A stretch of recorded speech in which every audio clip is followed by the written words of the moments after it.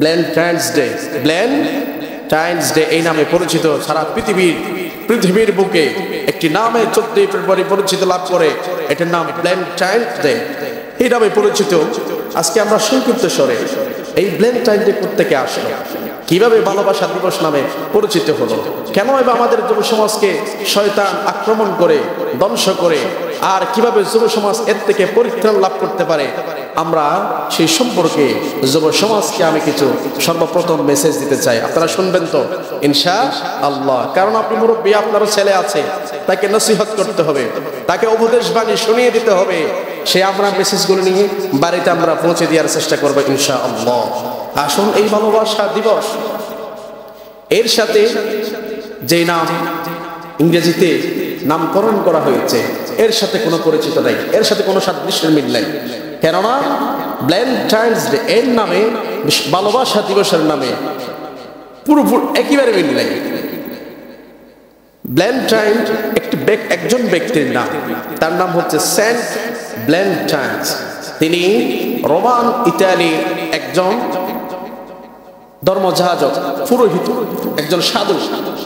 তিনি ছিলেন একজন সাধু, পুরোহিত, ধর্মযাজক। বিভিন্ন বর্ণনা পাওয়া যায়, আমি একেবারে গ্রহণযোগ্য একটি বর্ণনার মধ্য দিয়ে, আমাদের সমাজে যেহেতু সংক্ষিপ্ত, আমি একটি বর্ণনার মাধ্যমে আমি আপনাদেরকে সেই মেসেজটি জানিয়ে দেব।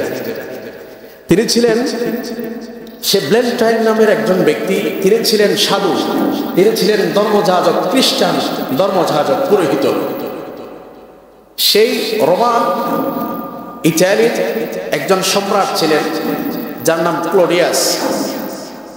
এই পুরোহিত ধর্মযাজক যার নাম সেন্ট ভ্যালেন্টাইন্স, তিনি সেখানে রাষ্ট্র সরকার, রোমান সম্রাট, তিনি সেখানে নিষিদ্ধ করেছেন, যুবকদেরকে বিবাহ নিষিদ্ধ করেছেন। তিনি সেখানে যুবকদেরকে বিভিন্ন কাউন্সিলিং করে বিভিন্ন ফায়তারা করে বুঝিয়ে তাদেরকে তার গির্জায় যুবক যুবতীদেরকে তিনি অবৈধ মেলামেশার সাহায্য সহযোগিতার যোগান দিতেন। নাউজুবিল্লাহ পড়েন।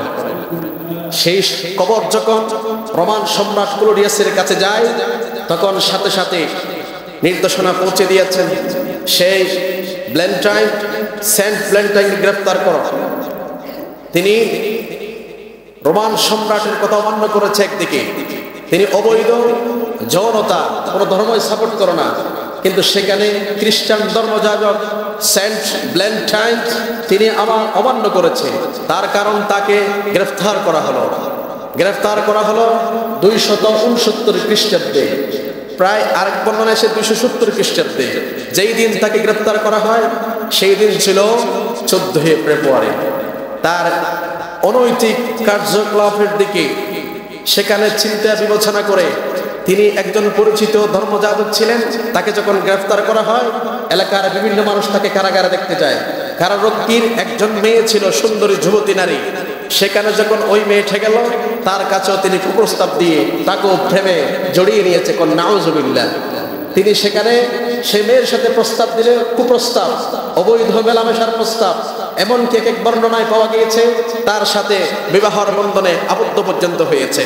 অন্য বর্ণনায় এসেছে তিনি চিকিৎসক ছিলেন, তিনি এমন মন্ত্রতন্ত্র তার কাছে থাকতো, তিনি মানুষের চোখ ভুলিয়ে মানুষদেরকে, যুবক যুবতীদেরকে একজনের সাথে তিনি প্রেমের আলাপ, তাদেরকে একজনের সাথে মিলন ঘটিয়ে দিতেন। নাউজুবিল্লাহ।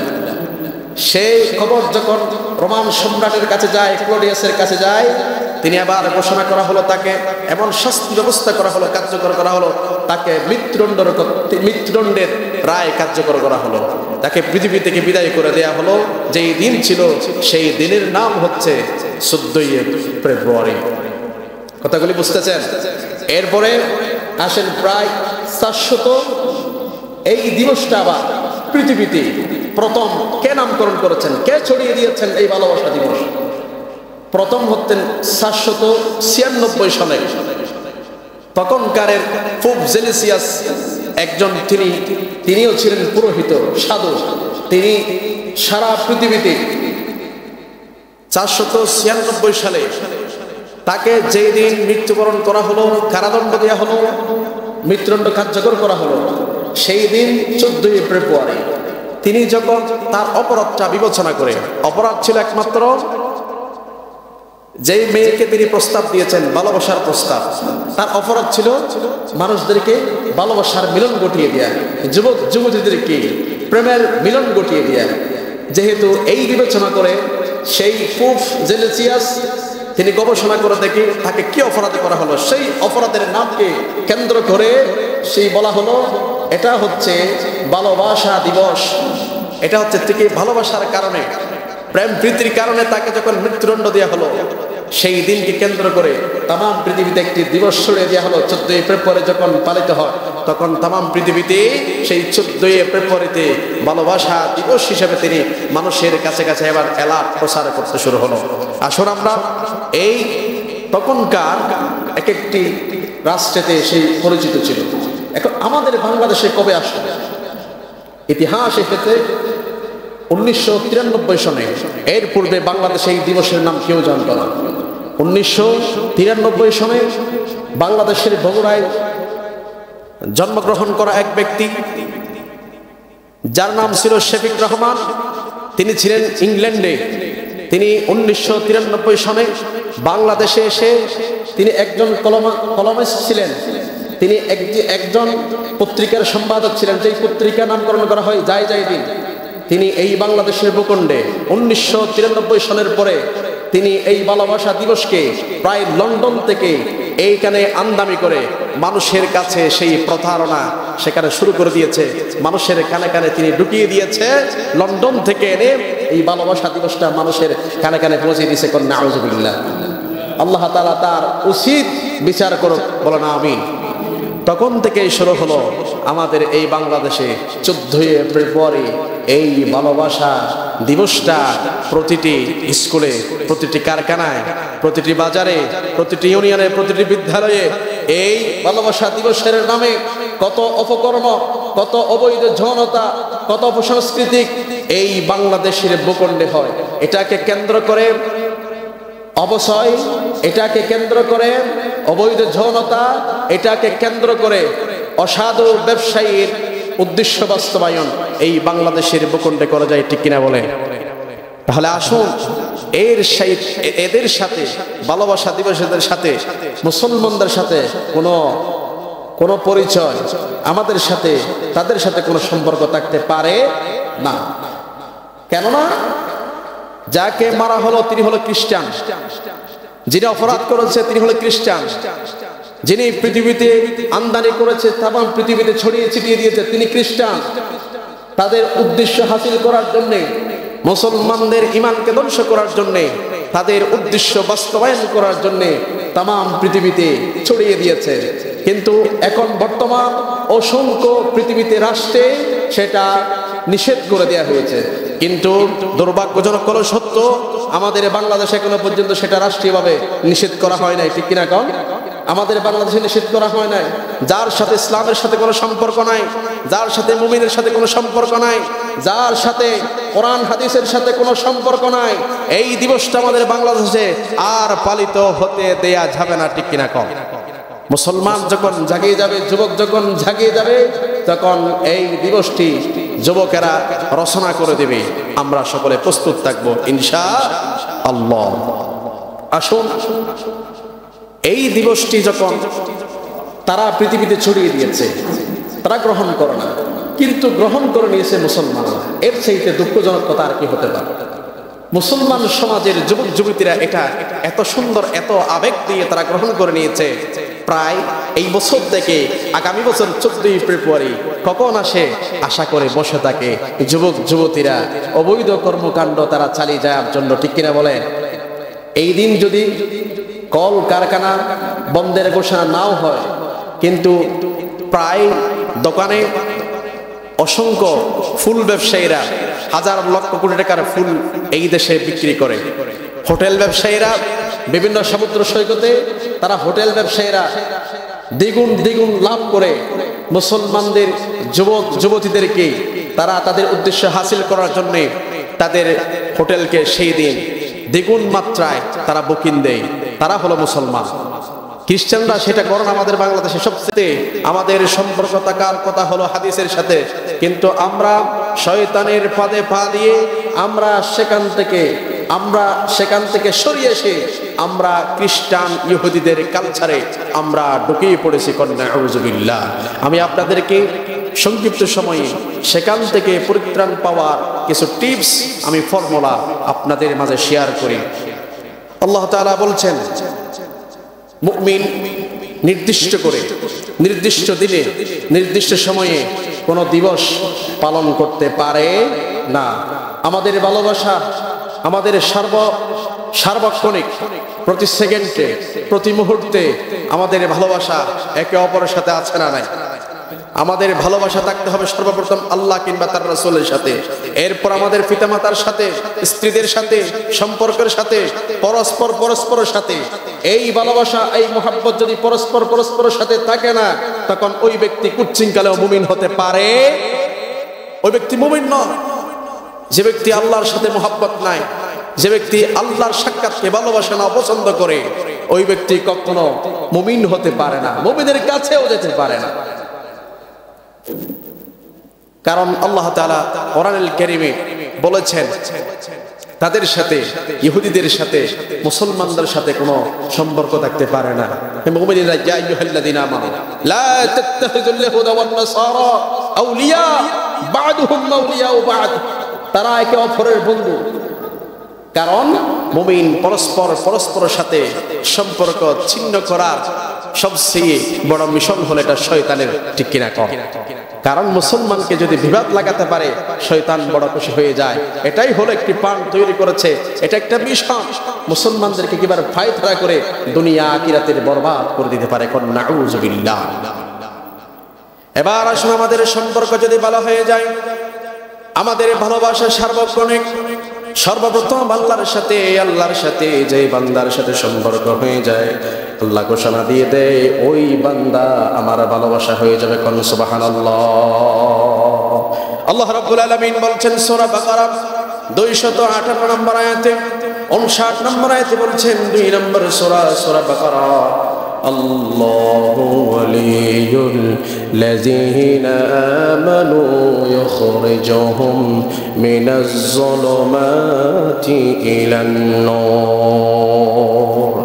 আল্লাহ বলছেন, আমি হলাম ওই সমস্ত বান্দাদের অভিভাবক যারা ঈমান আনবে, আমার প্রতি বিশ্বাস স্থাপন করবে। আমানু ইখরিজুহুম মিনাজ যুলুমাতি ইলান নূর। আমি যখন তাদের অভিভাবক হয়ে যায়, তাদেরকে অন্ধকার থেকে ধরে ধরে আমি আলোর পথ দিয়ে দেই। কোন সুবহানাল্লাহ। আর যারা পশ্চিমা সংস্কৃতিকে ভালোবাসে, আর যারা ইহুদি খ্রিস্টান তাদের সাথে থাকে, তাদের সাথে পছন্দ করে, তাদের কালচার নিয়ে নেয়, ওই সমস্ত ব্যক্তিদেরকে বলা হয় তাগুতের অনুসারী। ওই তাগুতের অনুসারীদেরকে আল্লাহ রাব্বুল আলামিন ধরে ধরে জাহান্নামের পথ দিয়ে দেয়। কন্যা আউযুবিল্লাহ। আরো স্পষ্ট করে বললেন আল্লাহ রাব্বুল আলামিন, ওই সমস্ত স্থায়ী অধিবাসী হয়ে যাবে জাহান্নামের। উলাইকা আসহাবুন নার হুম ফিহা খালিদুন। স্থায়ীভাবে জাহান্নামের বাসিন্দা হয়ে যাবে, সেইখানে তারা অনন্তকাল বসবাস করবে। সেইখানে দুঃখ কষ্ট ছাড়া একটা সেকেন্ডের জন্য কোনো আরাম পাবে না। আল্লাহর হাবিব বলেছেন, আনাস রাদিয়াল্লাহু তাআলা আনহু থেকে বর্ণিত একটি হাদিস, তিনি বলেছেন, সালাস মান হাফাযা আলাইহিন্না কানা ওয়ালি হাক্কা। 3টা বিষয়ের যে গ্যারান্টি দিবে, আল্লাহ বলছেন আমি তার বন্ধু হয়ে যাব। আমরা বললাম সেই 3টা বিষয় কি কি? আল্লাহর হাবিব বলে দিয়েছেন, 1 নম্বর হলো as-সালাত, 2 নম্বর ওয়াস-সাওম, 3 নম্বর হলো ওয়াল-গুসল মিনাল জানাবা। জোরে বলেন আল্লাহু আকবার। আলাইহিন্না কানা ওয়ালি হাক্কা। ওই সমস্ত ব্যক্তিদের জন্য আমি আল্লাহ রাব্বুল আলামিন নিজে বন্ধু হয়ে যাব, যেই সমস্ত মানুষেরা 3টা গুণ পালন করবে। 3টা গুণ যাদের ভিতরে পাওয়া যাবে, ওই সমস্ত মানুষদের জন্য আল্লাহ পাক নিজেই বন্ধু হয়ে যাবে। কোন সুবহানাল্লাহ। কানা ওয়ালি হাক্কা। আল্লাহর চাইতে সেরা বন্ধু কেউ হতে পারে না, আল্লাহর চাইতে সত্য বন্ধু কেউ হতে পারে না। আল্লাহর মতো সারা শক্তিশালী বন্ধু কেউ হতে পারে না। আল্লাহ আবার সেখানে বললেন ওমান দাইয়াহুন্না ফাহুয়া আদুউই হাক্কা, ওই তিনটা গুণ যাদের ভিতরে পাওয়া যাবে না ওই সমস্ত ব্যক্তিদের জন্য আল্লাহ নিজেই শত্রু হয়ে যাবে। কন্যা আউযুবিল্লাহ। সেই তিনটা বিষয়ে as-সালাত, যার ভিতরে সালাত পাওয়া যাবে না, যার ভিতরে নামাজ পাওয়া যাবে না। 2 নম্বরে ওয়াস-সাওম, যার ভিতরে আল্লাহর পক্ষ থেকে একটা বিধান, শ্রেষ্ঠ বিধান হলো ফরজিয়াত, এটা হলো সাওম সিয়াম, রমজানের রোজা, যারা রমজানের রোজা পাওয়ার পরে রোজা পালন করে না। আর 3 নম্বরে ওয়াল গুসল মিনাল জানাবা, জানাবাতের গোসল যারা আদায় করে না ওই সমস্ত ব্যক্তিদের জন্য আল্লাহ নিজেই শত্রু হয়ে যায়। কন্যা আউযুবিল্লাহ। এবার আসুন, আল্লাহ রাব্বুল আলামিনের হাবিব বলেছেন যারা পশ্চিমা সংস্কৃতি, যারা খ্রিস্টানের সংস্কৃতির সাথে মিলে যাবে, বিশ্ব নবী বলেছেন, ওমর রাদিয়াল্লাহু আনহু হাদিস বর্ণনা করেছেন, মান তাশাব্বাহা বিকওমিন ফাহুয়া মিনহুম, ওই ব্যক্তিদের সাথে কিয়ামতের দিন তাদের সাথে হাসর নাসর হয়ে যাবে, তাদের সাথে পরিচয় লাভ করবে। আর ওই সমস্ত ব্যক্তিদের সাথে মুহাম্মদের সাথে পরিচয় লাভ করবে।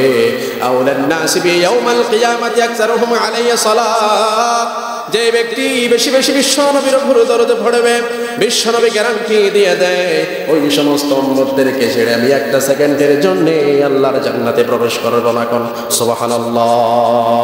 আর বিশ্ব নবী বলেছেন যে ব্যক্তিরা আমার হুকুম পালন করবে, আমার নির্দেশিত শরীয়তের ভিতরে থাকবে। আমরা বললাম কি কি শরীয়ত? আল্লাহর পক্ষ থেকে ঘোষণা দেওয়া হয়েছে, আল্লাহর পক্ষ থেকে শরীয়তের মানদণ্ড নেতা হলো মুহাম্মদ। মুহাম্মদ যা কিছু এনেছেন আল্লাহর পক্ষ থেকে, এই সব বিষয়ের উপরে যারা স্থাপন করে থাকে, ইস্তেকামত করে থাকে, ওই সব মানুষদেরকে আল্লাহ রাব্বুল আলামিনের হাবিব ধরে ধরে জান্নাত দিয়ে দেবে। কোন সুবহানাল্লাহ। এজন্য আমাদের সম্পর্ক, আমাদের ভালোবাসা, আমাদের সংস্কৃতি, এদের সংস্কৃতির সাথে কোনো মিল নাই। আমাদের সংস্কৃতি হবে মুসলমানদের সংস্কৃতি, হবে মুহাম্মাদের দেয়া সংস্কৃতি, আমাদের আদর্শ হবে মুহাম্মাদের আদর্শ, আমাদের সংবিধান হবে কোরআন। এই কোরআন যাই বলবে তাই মানতে হবে, ঠিক কিনা বলেন? এই কোরআন যারা মানবে না, এই কোরআন যারা ধরবে না, এই কোরআন সংবিধান হিসেবে যারা মানবে না, ওই সমস্ত ব্যক্তি মুসলমানদের সমাজে পরিচয় দিয়ে থাকতে পারে, কখনো পূর্ণাঙ্গ মুসলিম হতে পারে না। আল্লাহ বললেন 2 নম্বর সূরা, সূরাতুল বাকারা 156 নম্বর আয়াতে বলছেন, ও দুনিয়ার মানুষেরা, ইয়া আইয়ুহাল্লাযীনা আমানু, যদি তোমরা ঈমানের দাবি করে থাকো, উদখুলু, পরিপূর্ণ প্রবেশ করো, ফিস সিলমি কাফা, অর্ধেক প্রবেশ করলে হয় না। ইসলাম যদি তুমি পরিচয় দিয়ে থাকো, পূর্ণাঙ্গ রূপে তোমরা সেখানে প্রবেশ করো। কোন সুবহানাল্লাহ। ফিস সিলমি কাফা, তাফসীর ব্যাখ্যা গ্রন্থ লিখেছেন আল্লামা বদরুদ্দিন আইনী রাহিমাহুল্লাহু আনহু লিখেছেন, চমৎকার করে ফিস সিলমি কাফার ব্যাখ্যা এসেছে, কেউ যদি বলে আমি ইসলাম মানি, ইসলাম বিশ্বাস করি, সব কিছু মানে, তিনি নামাজি, তিনি হাজি, তিনি যাকাতি, সব কিছু বলে, কিন্তু ইসলামের কিছু কিছু আংশিক বিষয় তিনি মানে না, তাহলে তিনি হলেন পূর্ণাঙ্গ রূপে প্রবেশ করে নাই। আল্লাহ বলছেন তুই যদি ইসলাম মানস, ইসলাম গ্রহণ করলে পূর্ণাঙ্গ রূপে মানতে হবে ওয়ার্ডার কার। এটা যদি মানতে চাই, শয়তান আমাদের সামনে দাঁড়িয়ে যায়, ওয়ালা তাত্তাবিউ খুতুওয়াতিশ শাইতান, শয়তানের পদাঙ্ক অনুসরণ করো না, শয়তানের পথ অনুসরণ করো না।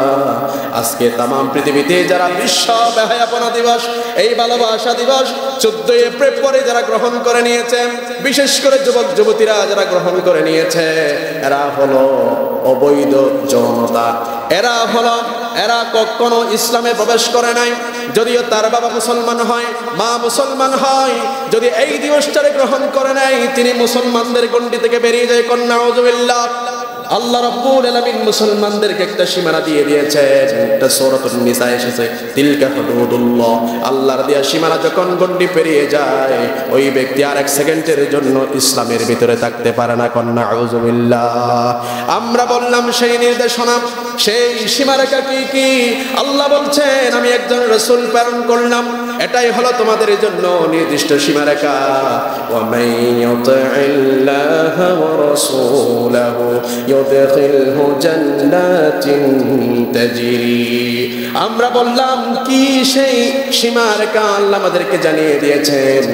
আর তোমরা যদি বিশ্ব নবীর আনুগত্য করো, অনুকরণ অনুসরণ করো, তাহলে আল্লাহ পাক জানিয়ে দিয়েছেন তোমাদেরকে আল্লাহর শ্রেষ্ঠ জান্নাতে প্রবেশ করিয়ে দিবে। কোন সুবহানাল্লাহ। জান্নাতিন তাজরি মিন তাহতিহাল আনহার, যে জান্নাতে আমাদেরকে আপনাকে প্রবেশ করানো হবে, যে গুণটা পাওয়া যাবে বিশ্বনবীর আদর্শ অনুকরণ করলে। আল্লাহ পাক বলছেন এই ব্যক্তিদেরকে আমি জান্নাতে প্রবেশ করাবো, যে জান্নাতের তলদেশ দিয়া ঝর্ণা দ্বারা প্রবাহিত হতে থাকবে। কোন সুবহানাল্লাহ। হুম ফিহা খালিদুন, সেখানে তারা চিরস্থায়ী বসবাস করতে থাকবে। আর যারা উমাইয়াসিল্লাহ ওয়া রাসূলহু, রাসূলের সাথে, রাসূলের আদর্শের সাথে, রাসূলের শরীয়তের সাথে যাদের মিল পাওয়া যাবে না, ওই ব্যক্তিদেরকে উমাইয়াসিল্লাহ ওয়া রাসূলহু ওয়া ইয়াতাআদ্দা হুদুদাহু, তারা সীমা লঙ্ঘন করেছে, ইয়াদখিলহু, তাদেরকে প্রবেশ করিয়ে দেবে নারান খালিদান ফিহা, তাদেরকে জাহান্নামে প্রবেশ করিয়ে দেবে। কোন নাউযুবিল্লাহ। সেখানে কি ওয়ালাহুম আযাবুন মুহিন, সেখানে অনন্তকাল আল্লাহর পক্ষ থেকে আযাব চলমান থাকবে। কোন নাউযুবিল্লাহ। এবার আসুন বিশ্বনবী আরো ঘোষণা করলেন, কোন মানুষ যদি আমার আনুগত্য করে, সরাসরি আল্লাহর আনুগত্য করে, মান আতাআনি ফাকাদ আতাআ আল্লাহ ওয়া মান আসানি ফাকাদ আসাল্লাহ, যে ব্যক্তি আমার আনুগত্য করলো সে ব্যক্তি আল্লাহর আনুগত্য করলো, আর যে ব্যক্তি আমার আনুগত্য করলো না সেই ব্যক্তি সরাসরি আল্লাহর আনুগত্য করলো না। কন্যা আউযুবিল্লাহ। আল্লাহ পাক সূরা আলে ইমরান আর চমৎকার করে বলছেন, কোন ব্যক্তি যদি আল্লাহকে পেতে চায় তাহলে রাসূলকে ভালোবাসো, রাসূলের সাদৃশ্য বাস্তবায়ন করো। আমরা বললাম সেটা কোথায় আছে? আল্লাহ বললেন সূরা আলে ইমরানে যাও। আল্লাহ বললেন, কুল, ও নবী আপনি তাদেরকে জানিয়ে দেন, ইন কুনতুম তুহিব্বুনাল্লাহ ফাত্তাবিউনি ইউহিব্বুকুমুল্লাহ। আল্লাহর ভালোবাসা যদি তুমি পেতে চাও, রাসূলের অনুসরণ পদে পদে মেনে নাও। আল্লাহর ভালোবাসা যদি তুমি পেতে চাও, রাসূলের অনুকরণ পদে পদে মেনে নাও। কোন আমিন। আল্লাহর ভালোবাসা যদি পেতে হয়, আল্লাহ কোরআন দিয়ে জানিয়ে দিয়েছেন, ইন কুনতুম তুহিব্বুনাল্লাহ, যদি তোমরা আল্লাহর ভালোবাসা পেতে চাও তাহলে নবীকে ভালোবাসো, নবীর অনুসরণ করো, অনুকরণ করো। যদি করতে পারো, ইউহিব্বুকুমুল্লাহ, আল্লাহ নিজেই তোমাদের হয়ে যাবে। কোন সুবহানাল্লাহ। আল্লাহ সেখানে দুইটা সারপ্রাইজ করলেন। এক নম্বরে ইয়াগফির লাকুম, তোমাদেরকে ক্ষমা করে দেয়া হবে, যুনুবাকুম, তোমাদের জীবনের অতীতের সমস্ত গুনাহকে মাফ করে দেয়া হবে। কোন আল্লাহু আকবার। কেন আল্লাহ রাব্বুল আলামিন তিনি গফুর, তিনি রহিম, তিনি দয়াবান, তিনি ক্ষমাশীল। আল্লাহু গফুরুর রহিম। সুবহানাল্লাহ পড়েন। আল্লাহর মতো ক্ষমাশীল, আল্লাহর মতো দয়াবান আসমানের নিচে জমিনের উপরে আর কেউ হতে পারে না। ঠিক কি না? কোন আল্লাহ রাসূল তিনি আরেক জায়গায় বলেছেন, অন্য হাদিসে বলেছেন, যে ব্যক্তি রাসূলের আনুগত্য পালন করবে, রাসূলের সাথে থাকবে, সেই ব্যক্তি সরাসরি রাসূলের সাথে জান্নাতে প্রবেশ করবে। কোন সুবহানাল্লাহ। কেননা রাসূল সাল্লাল্লাহু আলাইহি ওয়াসাল্লাম হচ্ছেন মুসলমানদের আদর্শের, তাম পৃথিবীর ওয়ার্ল্ডের একজন আদর্শ নেতা হলেন মুহাম্মদ সাল্লাল্লাহু আলাইহি ওয়াসাল্লাম। তাকে বলেছেন, যুবক যুবতীরা এই সংস্কৃতি যেন তারা গ্রহণ না করে। আল্লাহ তাআলা 26 নম্বর সূরা, সূরা নূর 30 নম্বর আয়াতে সাধারণভাবে সমগ্র মুসলমানদেরকে, যুবকদেরকে তিনি নির্দেশনা দিয়ে দিয়েছেন, নবী আপনি জানিয়ে দেন, কুল, আপনি বলেন, কুল লিল মুমিনিন, মুমিন পুরুষদেরকে জানেন, ইয়াগুদ্দু মিন আবসারিহিম, তাদের চোখকে যেন তারা হেফাজত করে, তাদের চোখকে যেন তারা, তাদের চোখের দৃষ্টি যেন তারা হেফাজত করে, ওয়া ইয়াহফাজু ফুরুজাহুম, তাদের লজ্জাস্থান, তাদের সতীত্বকে যেন তারা হেফাজত করে। সুবহানাল্লাহ পড়ে। সবচেয়ে বেশি শয়তানের যুবকদেরকে ঈমান শূন্য করা ফায়তারা করে, তারা যৌনতা যুবকদের মাঝে গুটিয়ে দিয়ে তাদের ঈমানকে শূন্য করে। ঠিক কিনা? কোন এজন্য আল্লাহ বলছেন, কুল্লিল মুমিনিন ইয়াগুদ্দু মিন আবসারিহিম, আপনি জানিয়ে দেন মুমিন পুরুষদেরকে তারা যেন চোখের হেফাজত করে, তারা যেন লজ্জাস্থানের হেফাজত করে। কোন আল্লাহু আকবার। যালিকা আযকা লাহুম, এটা তাদের জন্য উত্তম পদ্ধতি। কেননা ইন্নাল্লাহা, নিশ্চয় তাআলা খাবীরুম বিমা ইয়াসনাউন। দুনিয়ার পুরুষ মুমিনেরা শুনে রাখো, আপনারা যেখানে যে অবস্থায় যে কাজ করেন, যে কর্ম করেন, সব কিছু আমার আল্লাহ রাব্বুল আলামিনের জানা আছে না নাই? আল্লাহ রাব্বুল আলামিনের জানা আছে না নাই? আপনি যেখানে যে কাজটা করেন না কেন, আল্লাহ রাব্বুল আলামিন সমহিত, আল্লাহ রাব্বুল অভিজ্ঞ। তার কাছ থেকে লুকানোর ক্ষমতা পৃথিবীতে কারণ এই চোখের লজ্জাস্থানের চোখের হেফাজত করতে পারে। নবীজি তাদেরকে জান্নাতের গ্যারান্টি দিয়েছেন, কোন সুবহানাল্লাহ। এই চোখ যদি কেউ হেফাজত করতে পারে, চোখের দৃষ্টি যদি নিচে নামিয়ে রাখতে পারে, কিয়ামতের দিন এই চক্ষু জাহান্নামের আগুন স্পর্শ করবে না। কোন আল্লাহু আকবার। রাইসুল মুফাসসিরিন আব্দুল্লাহ ইবনে আব্বাস রাদিয়াল্লাহু আনহু থেকে বর্ণিত একটি হাদিস এসেছে, ইয়াকুলু সামি'তু রাসূলুল্লাহ সাল্লাল্লাহু আলাইহি ওয়াসাল্লাম ইয়াকুলু আইনানি লা তামাসসুহুমা আন-নার আইনু বাকাত মিন খাশিয়াতিল্লাহি ওয়া আইনু বাতাত তাহরিসু ফি সাবিলিল্লাহ। ও পৃথিবীর মানুষেরা, তোমরা শুনিয়ে রাখো, ইয়াকুলু আইনানি, মানুষের ভিতরে চোখ আছে কয়টা? জোরে বলুন, আমাদের চোখ কয়টা? দুইটা। তিনি বললেন, আমি বিশ্বনবীকে বর্ণনা করতে শুনেছি। ইয়াকুলু, তিনি বললেন, আইনানি, মানুষের দুই চক্ষু আছে, দুইটা চোখ আছে। লা তামাসসুহুমান নার, সেই দিন কিয়ামতের দিন, ভয়ঙ্কর দিন, জাহান্নামের আগুন এই দুই চোখকে স্পর্শ করবে না। কর আল্লাহু আকবার। আমরা বললাম, কি করলে আমাদের চোখকে জাহান্নামের আগুন স্পর্শ করবে না? আল্লাহ জানিয়ে দিয়েছেন।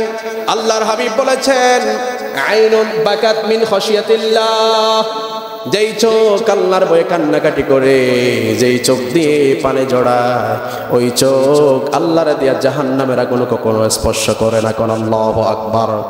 আমরা বললাম, দ্বিতীয় কারণটা কি? আল্লাহ বললেন, ওয়াইনু বাতাত তাহরিসু ফি সাবিলিল্লাহ, যেই চোখ নিজের জন্য পাহারাদারি হয়ে যায়, রাত্রিবেলা পাহারাদারি হয়ে যায়, 24 আওয়ার্স তিনি যখন পাহারাদারি হয়ে যায়, চোখ পাহারাদারি হয়ে যায়, তার দ্বারা তার হাত কখনো অন্যায় করতে পারে না, জেনা করতে পারে না, এই লজ্জাস্থানের সতীত্ব করে, এই পাগুলি জেনার দিকে অগ্রসর হতে পারে না, এই কানগুলি কখনো গান শুনতে পারে না। যখন তার চোখ যখন পাহারাদারি হয়ে যায়, আল্লাহর রাস্তায় পাহারাদারি হয়ে যায়, ওয়াইনু বাতাত তাহরিসু ফি সাবিলিল্লাহ, এমনকি হাদিস এসেছে, এই চোখ যখন রাত্রিবেলা হয়ে যায়, নিজেকে নিজে পাহারাদারি হয়ে আল্লাহর জন্য যখন কান্নাকাটি করে চোখ দিয়ে পানি ঝরায়, আল্লাহ বললেন, তার জীবনের গুনাহ আমি আল্লাহ মাফ করে দেই। সুবহানাল্লাহ। শুধু তাই নয়, জাহান্নামের আগুন কাউকে ছেড়ে দেওয়া হবে না। এত বেশি জাহান্নামের আগুন, জাহান্নামের আগুন দেখলে পড়লে মানুষ দেখে ভয়ে পালাতে শুরু করবে, কিন্তু একজন মানুষও সেখান থেকে পালাতে পারবে না। আর তারাই এই চোখের ভিতরে জাহান্নামের আগুন যাবে না। ওই জাহান্নামের আগুন কেনই যাবে না? যারা আল্লাহর জন্য চোখের পানি জড়িয়ে দেয়। রাত যখন গভীর হয়ে যায়, মানুষ ঘুম দেয়, আরাম করে, আল্লাহর জন্য যাদের ভালোবাসা আছে, ওই সমস্ত মানুষের আর ঘুমাতে পারে না।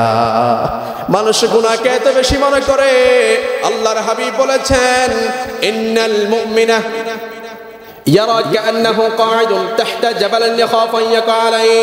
মুমিন গুনাহকে এত বেশি মনে করে, ভয় করে, তারা গুনাহকে মনে করে কান্নাহু কাঈদুন তাহতা জাবালিন ইয়াখাফু আন ইয়াকা আলাইহি। মুমিনেরা গুনাহকে মনে করে একটা বিশাল পাহাড়, তার নিচে আমি বসে আছি, কখন না জানি পাহাড়টা ভেঙে দশে আমার মাথার উপর পড়তে পারে, আমি মুহূর্তে ধ্বংস হয়ে যাব। কোন ঠিক কিনা? মুমিন সেটা মনে করে। আর পাপিষ্ঠরা মনে করে গুনাহকে গুনার মতো মনে করো না। ওয়া ইন্নাল ফাজিরা ইয়ারা যুনুবাহু কান্নাহু ওয়া ইন্নাল ফাজিরা ইয়ারা যুনুবাহু কান্নাহু মাররা আলা আনফিহি। তারা মনে করে না, গুনাহকে মনে করে নাকের ডগায় মাছি যখন উড়ে যায়, হাত ইশারা করলে মাছি চলে যায়, তারা গুনাহকে সামান্য মনে করে। আমরা তো আল্লাহর বান্দা, এই গুনাহকে গুনার মতো তারা মনে করে না। ঈমানদার গুনার ভয়ে রাত্রিভর কাঁদে, চোখের পানি ঝরায়।